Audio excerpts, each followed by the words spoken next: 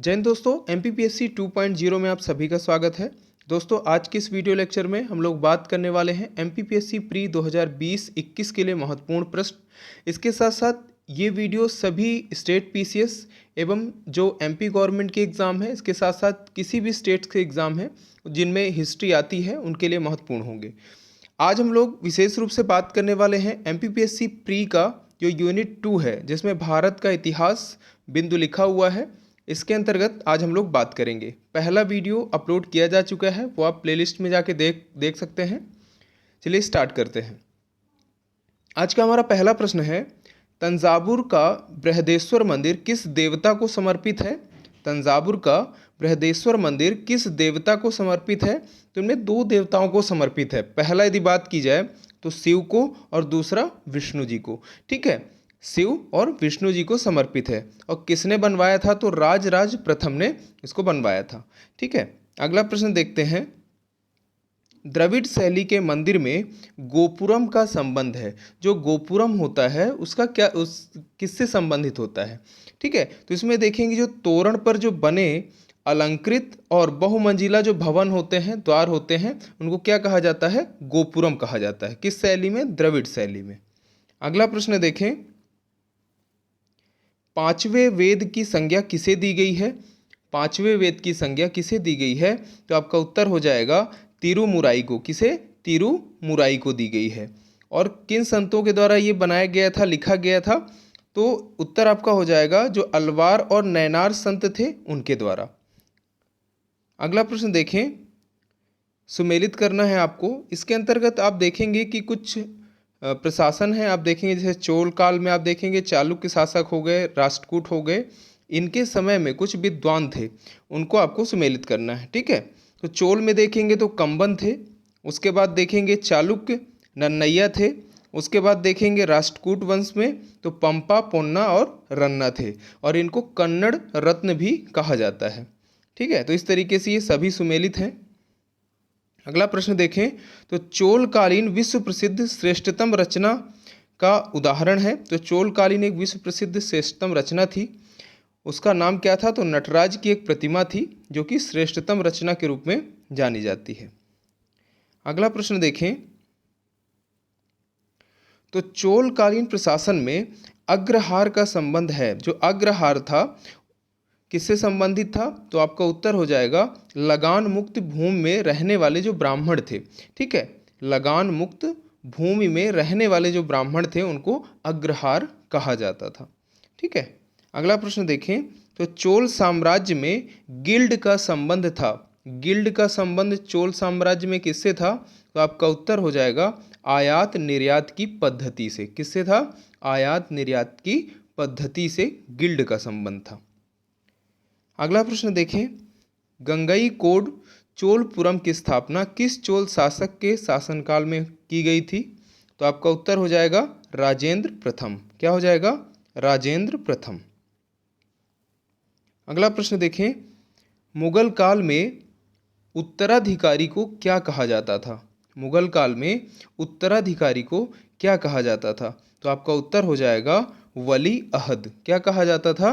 वली अहद कहा जाता था। अगला प्रश्न देखें, औरंगजेब ने किस मुगल कालीन महिला को साम्राज्य की प्रथम नारी की उपाधि प्रदान की थी? तो आपका उत्तर हो जाएगा जहां आरा। किसे किया था? जहां आरा को। अगला प्रश्न देखें, जवाबित ए आलमगीरी, जवाबित ए आलमगीरी का संबंध था।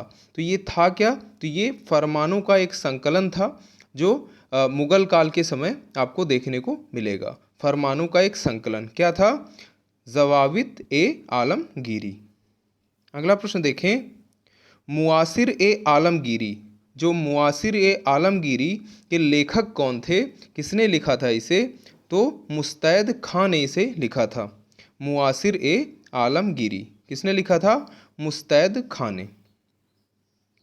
अगला प्रश्न देखें तो किस शासक ने, ऐसा कौन सा शासक था जिसने नौरोज एवं झरोखा दर्शन पर क्या कर दिया था? प्रतिबंध लगा दिया था। ऐसा कौन सा शासक था जिसने नौरोज एवं झरोखा दर्शन पर प्रतिबंध लगा दिया था? तो शासक का नाम था औरंगजेब। क्या था? औरंगजेब। ठीक है। अगला प्रश्न देखें, सुलह ए कुल की नीति किस शासक ने अपनाई थी? तो उत्तर आपका हो जाएगा अकबर। किसने अपनाई थी? अकबर ने। मुगल काल में हुंडी का संबंध था, तो हुंडी का संबंध किससे था? तो हुंडी को क्या कहते थे मुगल काल में? साख पत्र कहते थे। क्या कहते थे? साख पत्र कहते थे। मुगल काल में हुंडी का संबंध किससे था? तो साख पत्र से था। अगला प्रश्न देखें, भू राजस्व प्रशासन में अकबर व शेर शाह सूरी के मध्य एक कड़ी था। ठीक है, तो कौन था जो दोनों के प्रशासन में जिसने काम किया था भू राजस्व के क्षेत्र में? तो उत्तर आपका हो जाएगा टोडर मल। किसने काम किया था? टोडर मल ने। अगला प्रश्न देखते हैं, सुमेलित करना है आपको। मुगलकालीन व्यापारी हैं, इनको आपस में आपको सुमेलित करना है। ठीक है, अंतर क्षेत्रीय स्तर के जो व्यापारी थे, अंतर क्षेत्रीय स्तर के व्यापारियों को क्या कहा जाता था? तो गुमास्त कहा जाता था। क्या कहा जाता था? गुमास्त कहा जाता था। फिर उसके बाद देखें तो स्थानीय एवं फुटकर व्यापारी को क्या कहा जाता था? तो बोहरा कहा जाता था, या मोदी भी आप इसमें देखेंगे मिलेगा ऑप्शन में। व्यापारियों का विशेष वर्ग, व्यापारियों का विशेष वर्ग आपको वणिक आप आसान है, आप याद रख पाएंगे। इसके बाद परिवहन एजेंट, परिवहन एजेंट को क्या कहा जाता था? तो बंजारा कहा जाता था। क्या कहा जाता था? बंजारा कहा जाता था। तो इसमें आप देखेंगे बहुत ही आसान है, वैसे यदि याद नहीं रहता तो आप ऐसे भी याद रख सकते हैं। अंतर क्षेत्रीय को आप अंतरदेशी याद रख लें, जो आजकल गुम हो गई है, तो गुमास्त आप आसानी से याद रख पाएंगे। अंतर क्षेत्रीय स्तर के व्यापारी जो आजकल गुम हो गई, क्या? अंतरदेशी। ठीक है, जो पत्र लिखते थे हम लोग। ठीक है, दूसरा देखें स्थानीय फुटकर व्यापारी। तो जो स्थानीय और फुटकर व्यापारी हुआ करते थे, वो क्या करते थे? बोरे में सामान लेके घूमा करते थे इधर उधर, और अपने सामान को बेचा करते थे गांव में जाके। तो बोहरा उसको याद रखें, बोहरे में भर के फुटकर व्यापारी अपना सामान बेचा करते थे। तो स्थानीय फुटकर व्यापारी आप बोहरा से याद रखेंगे, मोदी आपको याद ही रहेगा। फिर व्यापारियों का विशेष वर्ग वणिक कहलाता है, ये आसान है, याद रहेगा। उसके बाद परिवहन एजेंट, बंजारा जो लोग होते हैं वो घुमस्तू होते हैं, घूमते रहते हैं एक स्थान से दूसरे स्थान तक, तो उनके लिए क्या परिवहन एजेंट की आवश्यकता होगी, ऐसे आप याद रख सकते हैं। ठीक है, तो परिवहन एजेंट क्या हो जाएगा? बंजारा। तो इस तरीके से सभी को आसानी से याद रखा जा सकता है। अगला प्रश्न इसमें देखें, तो अकबर के विश्वास पात्र सेनापति बीरबल किस अभियान के दौरान मारे गए थे? तो आपका उत्तर हो जाएगा काबुल अभियान। 1586 ईस्वी में मारे गए थे। दोस्तों, ये प्रश्न यदि आपको पसंद आ रहे हैं तो आप कमेंट के माध्यम से ज़रूर बताएं, और यदि आप पहली बार विजिट कर रहे हैं इस चैनल पे तो चैनल को सब्सक्राइब कर लें और अपने दोस्तों को ज़रूर शेयर करें, ताकि उनको भी ये महत्वपूर्ण प्रश्न जो कि संभावित हैं आपकी परीक्षा में आ सकते हैं, तो वो भी अपनी तैयारी इसके साथ साथ कर सकें। क्योंकि ये वीडियो पूरी तरह फ्री है, जो आप आसानी से कभी भी देख सकते हैं। चलिए आगे देखते हैं। अकबर के दरबार में दो प्रमुख पुर्तगाली पादरी थे, ठीक है, आए थे, और गोवा से इनको बुलाया गया था। आपने यदि पढ़ा होगा तो उनका नाम क्या था? तो अल्वा वीवा नाम था एक का, और दूसरे थे मॉन्सेरट। ठीक है, दो थे, अल्वा वीवा और मॉन्सेरट। तो इनको बुलाया गया था, गोवा से ये लोग आए थे, पादरी थे, उन दोनों का नाम था अल्वा वीवा और मॉन्सेरट। चलिए अगला देखते हैं। सल्तनत काल से संबंधित ये प्रश्न है, कुछ विभाग हैं और उनके किससे संबंधित था ये आपको बताना है। ठीक है, सबसे पहले देखते हैं सैन्य विभाग। ठीक है, तो सैन्य विभाग देखें यदि तो इसमें पहला है आपका दीन ए अर्ज। ठीक है, दीन ए अर्ज, सैन्य विभाग का संबंध किससे है? दीन ए अर्ज से। विधि विभाग की बात करें तो दीवान ए रिसाल। इसके बाद पत्राचार की बात करें तो इंसा, और कृषि विभाग की बात करें तो दीवान ए कोही। ठीक है, तो इस तरीके से आपको ये आसान है, आपको याद हो जाएंगे, एक दो बार देखेंगे। सब में दीवान ए कॉमन है। ठीक है, जो सैन्य विभाग है उसमें दीन ए अर्ज है, बाकी सब में दीवान ए आगे रिसाल है, इंसा है, कोही है। तो आप ऐसे भी याद रख सकते हैं, अर्ज रिसाल इंसा कोही। ठीक है, अर्ज रिसाल इंसा कोही, तो आप दो चार बार याद करेंगे, याद हो जाएगा। आगे देखते हैं, दिल्ली सल्तनत की प्रादेशिक इकाइयों का सही क्रम बताइए। ठीक है, तो दिल्ली सल्तनत की जो प्रादेशिक इकाइयाँ थीं, आप यदि सिलेबस को देखेंगे तो उसमें लिखा है आपके प्रशासनिक, सामाजिक, आर्थिक, ये सारी घटनाएं आपसे पूछी जाएंगी। तो इस तरीके से प्रश्न भी आपको वहाँ पर मिलेंगे। तो प्रादेशिक इकाइयों का सही क्रम बताएं। तो एकता सबसे पहले थी, फिर सूबा, फिर सिख और परगना। ठीक है, तो इस तरीके से इनका क्रम था जो सुमेलित है। ये सारे सुमेलित हैं। पहले भी आप देखेंगे सल्तनत काल वाला जो प्रश्न था सारे सुमेलित हैं। अगला प्रश्न देखें तो दिल्ली सल्तनत में राजकाज चलाने हेतु सुल्तान द्वारा बनाए गए विनिमय को क्या कहा जाता था? दिल्ली सल्तनत में राजकाज चलाने हेतु सुल्तान द्वारा बनाए गए विनिमय को क्या कहा जाता था? तो उसे ज़वाबित कहा जाता था। क्या कहा जाता था? ज़वाबित कहा जाता था।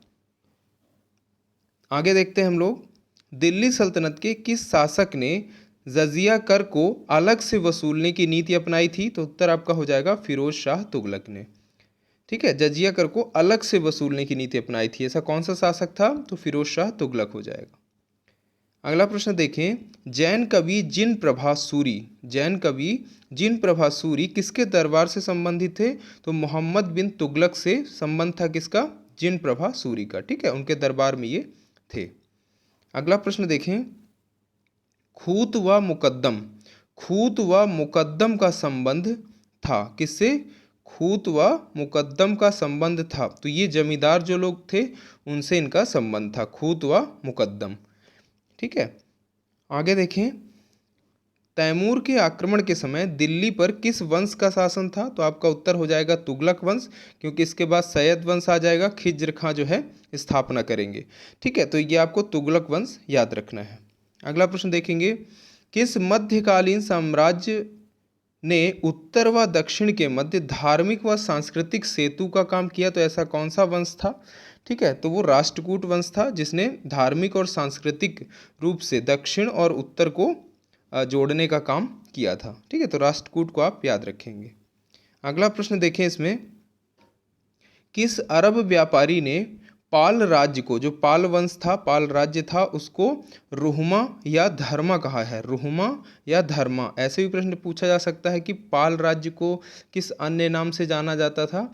तो रुहमा और धर्मा नाम से जाना जाता था। और किस अरब व्यापारी ने ये कहा था रुहमा और धर्मा? तो अरब व्यापारी सुलेमान था, जिसने ये कहा था कि रुहमा या धर्मा है। कौन सा राज्य? पाल राज्य, जो पाल वंश का राज्य था। ठीक है, तो इस तरीके से 332 प्रश्न अब तक डिस्कस किए जा चुके हैं, जो MPPSC प्री 2020-21 से संबंधित है। इसके साथ साथ सभी स्टेट PCS और जो भी जिस भी स्टेट में हिस्ट्री से संबंधित प्रश्न आते हैं किसी भी एग्ज़ाम में, उनके लिए काफ़ी महत्वपूर्ण होंगे।